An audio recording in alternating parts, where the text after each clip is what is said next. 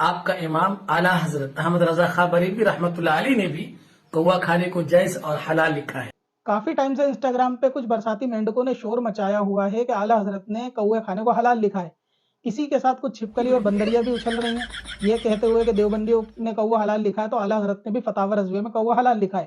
آئیے اس بات کی پوری تحقیق کرتے ہیں اور دیکھتے ہیں سچ کیا ہے۔ یہ ہے فتاوی رضویہ جلد نمبر 20 اور اس کے صفحہ نمبر 320 پر اعلیٰ حضرت سے سوال ہوا کہ کوا کھانا اور الو کھانے کے تعلق سے کہ یہ حلال ہے یا حرام۔ اعلیٰ حضرت فرماتے ہیں کہ یہ کوے جو ہمارے دیار میں پائے جاتے ہیں سب حرام ہیں، یعنی یہ جو عام اور کامن کوے ہیں یہ سب جو ہے وہ کھانا حرام ہے۔ اب یہ حلال کس لیے بولتے ہیں، اس کے 2 صفحہ پیچھے کووں کی قسمیں لکھی ہیں اور اس کے اندر جو حلال کوا بتایا ہے وہ کھیتی میں چگنے والا دانا چگنے والا کوا جس کی نشانیاں بتائی ہیں کہ پنجے لال ہوتے ہیں، چوچ چھوٹی ہوتی ہے، ان کووں کا ذکر ہے۔ لیکن دیوبندیوں نے جس کوے کو حلال لکھا ہے وہ ہمارے دیار میں جو پائے جاتے ہیں ان کووں کو حلال لکھا ہے۔ ساتھ ہی اعلیٰ حضرت امام احمد رضا کے بارے میں ایک چیز اور دیکھیں،